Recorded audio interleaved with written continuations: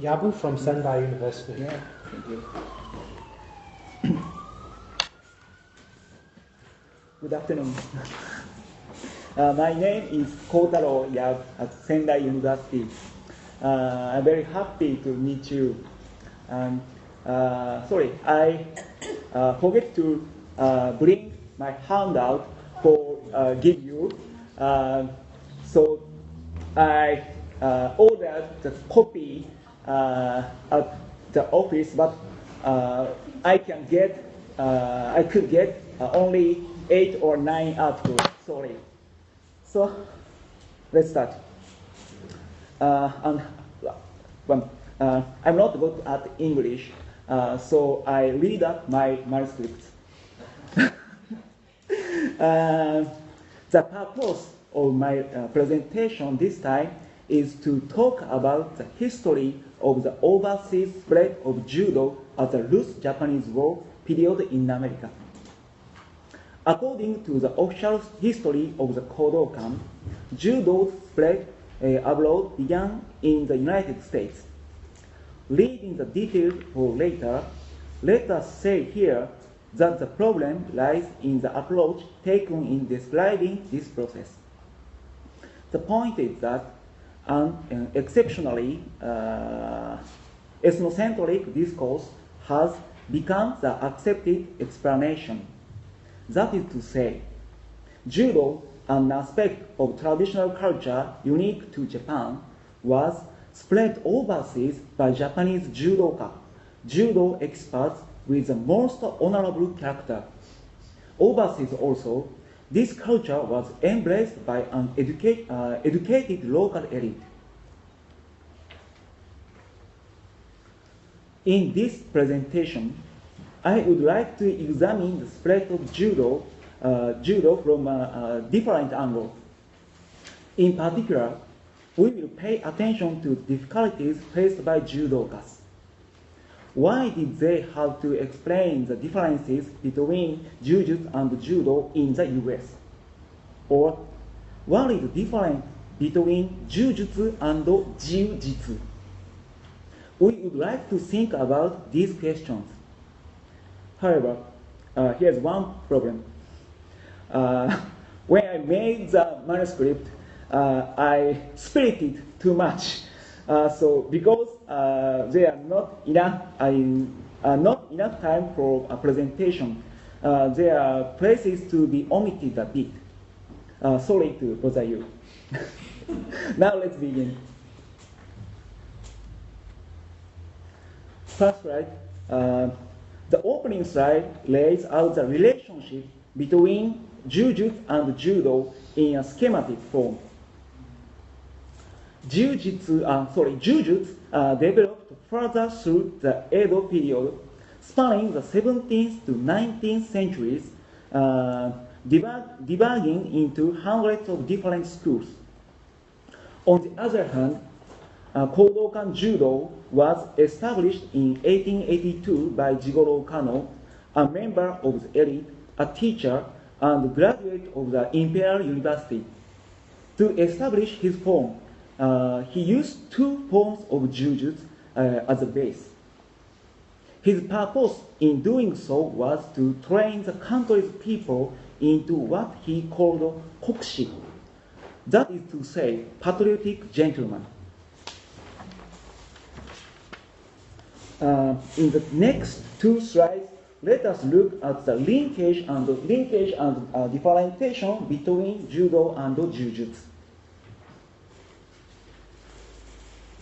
Kano worked proactively to link judo with jujutsu. His purpose in doing this was to acquire cultural legitimacy along with authority. His doctrine of self-cultivation inherited the values of Confucianism. The techniques of jujutsu were continually recast to make them safe to practice, and its culture was taken over by the new form. Also, he rejected the hitherto commonly accepted view that jujutsu had its origins in China, claiming showing that it was an original and a uniquely Japanese cultural form. In this sense, Judo was yet another exemplar of what is known as the invention of the tradition. What, then, about the differentiation between the two? Let's take a look at the third slide. From a surviving speech made by Kano in 1898, we can see that he thought of jujutsu as a cultural practice that had by modern times degenerated into a form of commercialized amusement. So, in rejecting the values of entertainment, Kano was expressing the nobility of judo's aims. And he planned to enhance Japan's national prestige through judo, and this rendered the entertainment aspect of jujutsu entirely unacceptable to him. In this way, while Kano continually emphasized the linkages between jujutsu and judo, at the same time he created an image of judo as something above and beyond jujutsu. He is Kano.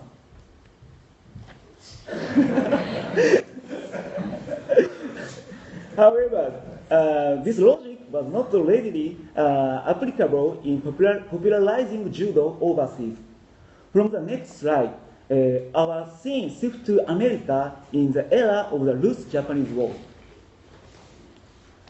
The spread of judo in America takes its start with contacts made by Samuel Hill, the son-in-law of the railroad executive and empire builder James J. Hill. Going to the Japanese banker Masajiro Furuya, Sam got in touch with Ichino Shibata, then an overseas student at Yale University. As a student at Keio University in Japan, Shibata had become familiar with judo. It was he who invited his old college judo instructor, Yoshitsugu Yamashita, to the United States. Yamashita arrived in the States in October 1903. Working with Hill and Shibata and with the assistance of high-ranking Japanese officials in the country, he set about instructing local elite society in judo. Yamashita taught judo to the President Theodore Roosevelt, and at Roosevelt's strong urging, he went on to instruct the naval cadets at Annapolis for about 2 years.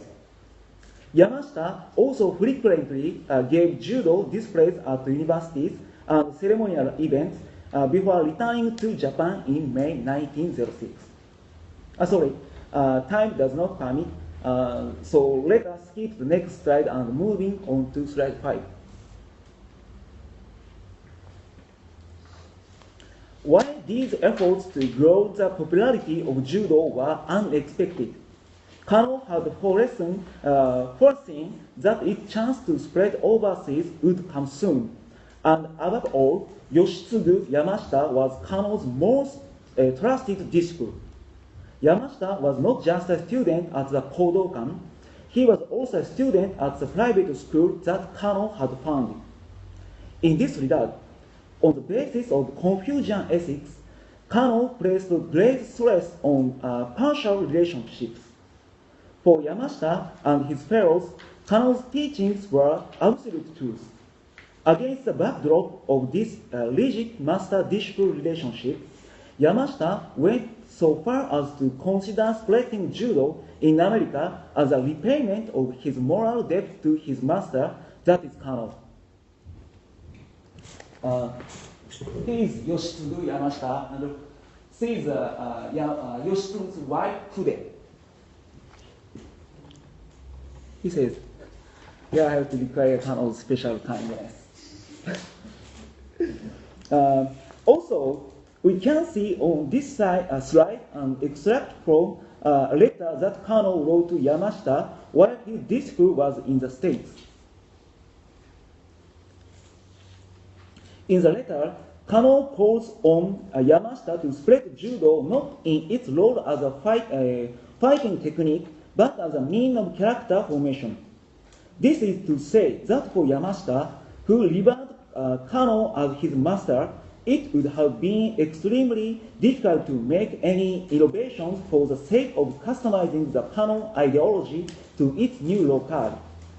If anything, we can presume that he conducted himself in the United States as Kano's loyal and faithful representative. And there was another person on the scene also like Yamashita, a Japanese disciple of Kano who had crossed over to America. Although we will not go into the details here, this was Tsunejiro Tomita. On the next slide, we can see extracts from some statements made to the American press by Yamashita and others. In relation to judo, let us focus on the following three general points that they made. Firstly, they aimed to secure historical authority for judo by framing it as a successor to jujutsu. Secondly, they attempted to play down the uniqueness and individuality of Japanese culture by presenting judo as a gentleman's art that could find a place in Western society. Thirdly, they stressed the differences between judo and jujutsu, claiming that the former was something above and beyond the latter. However, we must ask why it was necessary for them to go out of their way to discuss judo's differences from jujutsu in the distant land of America. Moving on to slide 7. The fact is that jujutsu had found a reception in America before judo. Eventually, with the outbreak of the Russo-Japanese War, the jujutsu fever reached critical temperatures. 3 points are worth mentioning here. Firstly, the jujutsu fever was accelerated by local media coverage, especially in the form of yellow journalism. Secondly, jiu-jitsu's appeal reached the popular level. To put it another way, the jiu-jitsu fever developed while drawing to itself the diverse interest and appetite of the masses. Thirdly, taking eager advantage of the jiu-jitsu fever, Japanese jujutsuka played an active role in its commercialization. Thus, the jujutsu that gained ground in America was recast in an Americanized form as jiu-jitsu. This was not the jujutsu which formed a part of Japanese culture. In this regard, and to put it at its most extreme, from the popular viewpoint, judo was no more than a subspecies of jiu-jitsu. This situation is laid out in simplified form on the next slide. But we pretty much don't have any time, so let us skip over and move on to slide 9.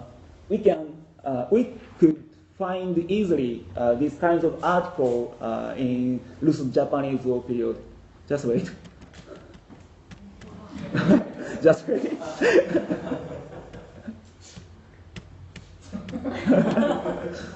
Go. Okay.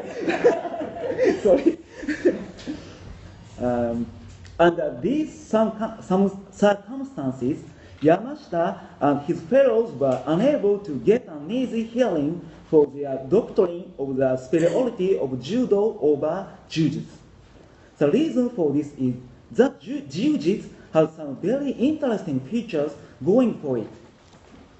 Firstly, we should say, perhaps, that in comparison to jujutsu's multiple complex vectors of advance, judo's vector was confined to a single, if high-ranking, social stratum. Secondly, in the process of modernizing judo, Kano deliberately stripped away jujutsu's element of danger. Yet the very reason that jiu-jitsu achieved popularity was that it very definitely reflected the masses' desire to witness feats of mystery and danger.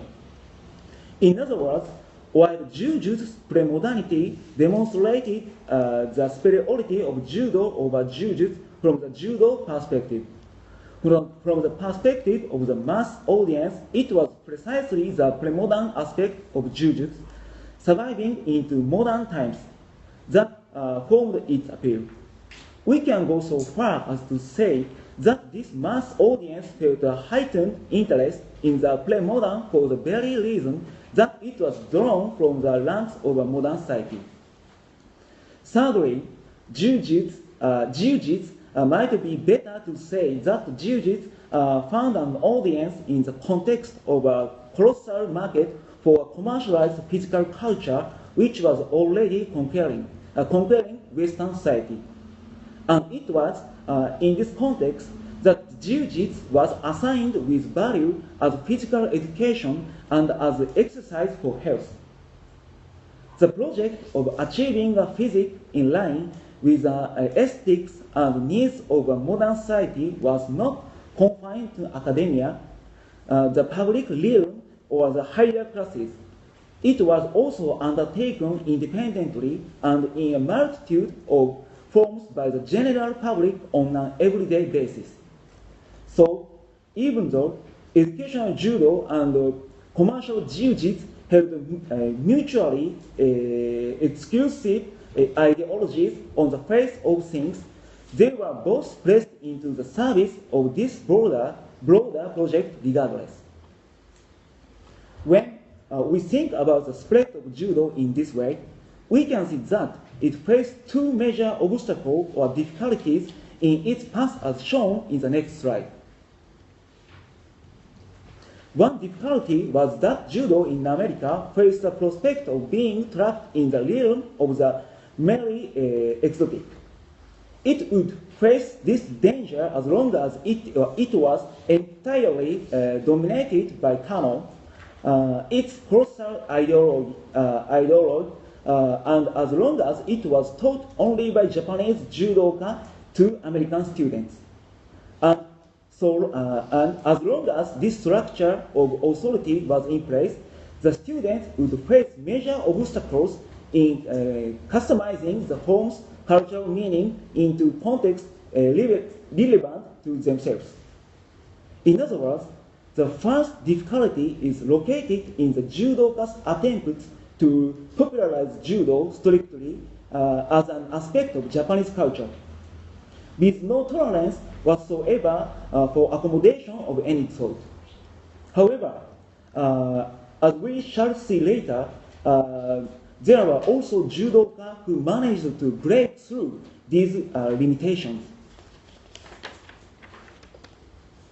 Second difficulty was that judo faced the enemy. In an effort to demonstrate the superiority of judo, the judoka completed jujutsu with jiu-jitsu and expounded on judo's differences from this composite entity. Two different forms of a foreign culture had landed at the same time on American shores, and the judoka's unavoidable task was to explain the differences between them. However, the fact was that jiu-jitsu could never be anything other than an exotic made in America cultural form, or we say jiu-jitsu as the invention of the Japanese culture. Given its great versatility as a synthetic cultural form, jiu-jitsu stood in front of judo, blocking its path, the enemy within, the enemy in the guise of a friend, challenging the very meaning of judo's existence. This was its second major difficulty. Next, let's go on to slide 11. Finally, I would like to discuss 3 points about the historical significance of the spread of judo in the early 20th century. Firstly, to put it specifically, Yamashita was working as an agent of Kano's ideology, and the more his efforts succeeded, the more judo's vector of advance was to be limited to a Japanese judoka teaching the form to local elites. In other words, the progress of judo was divided into two streams, one orthodox and the other heretical. Secondly, there was in fact a vector for popularizing judo via jiu-jitsu, and this point is highly interesting. Once the flames of the jiu-jitsu fever began to die down, the people who had found themselves in need of a novel cultural form to take jiu-jitsu's place. The judoka proclaimed the superiority of their form over jiu-jitsu, yet these claims were in fact placed into service on the jiu-jitsu side of the divide. We have, for example, the instructional book, The Complete Canon Judo, by a writer under the name of Harry Irving Hancock and Katsukuma Higashi, a jujutsuka, in 1906. Both had been key players in the jiu-jitsu fever. Even though the complete Canon Jiu-Jitsu bore no relationship whatsoever with the Kodokan, it went through repeated reprints right through to the 1960s, not only in America, but in other Western countries as well. Indeed, in a sense, we can say that this book of instructions had an even greater impact than the materials published by the Kodokan. We could possibly even elaborate this to the point of saying that just as jujutsu morphed into jiu-jitsu, so judo evolved into what we might call judo. But furthermore, judo has been not necessarily received in local society. At least before the World War II, jiu-jitsu was much more popular than judo in the US. Let's move on to the final slide. Thirdly, separate and apart from Yamashita and his group, heterodox or heretical vector for popularizing judo was put in place by a person by the name of Mitsuyo Maeda. Like Yamashita, Maeda had a program he wanted to fulfill. But having been defeated in a public match at the US Military Academy at West Point, he started taking part in mixed martial arts matches, the first of which was with a professional wrestler in August 1905, touring worldwide and fighting bout after bout. While mixed martial arts occasioned exchanges of techniques between the various competitors, this was not the main factor that enabled Maeda to break Kano's prohibitions on the commercial exploitation of judo. As we see in the quotation on slide, it was rather Maeda's group.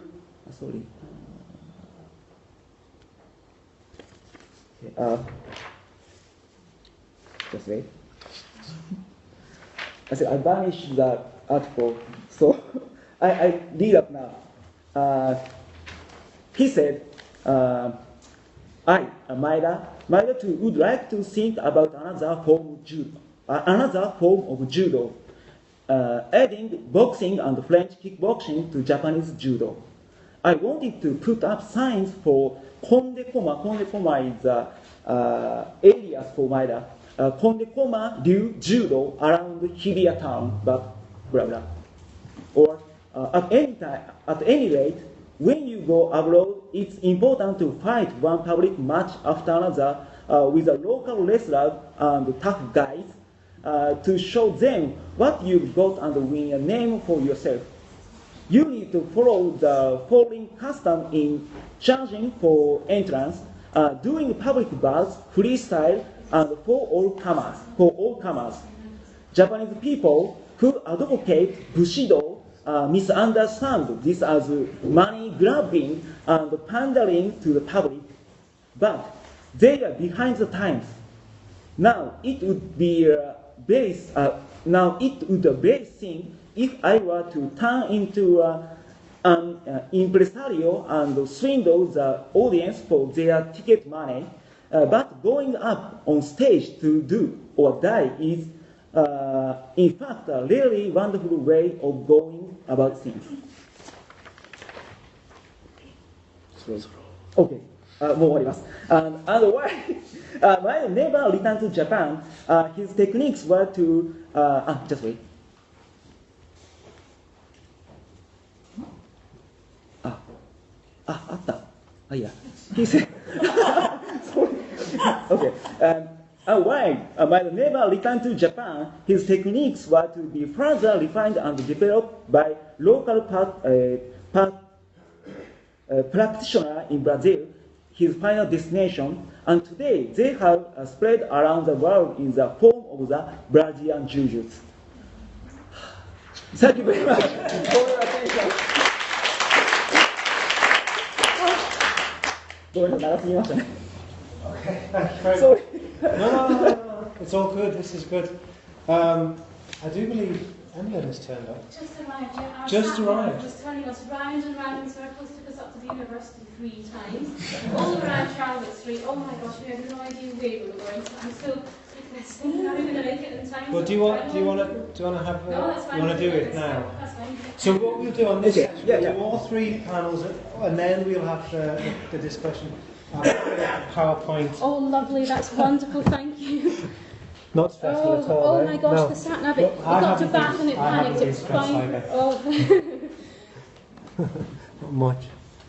Okay, where are we? Oh.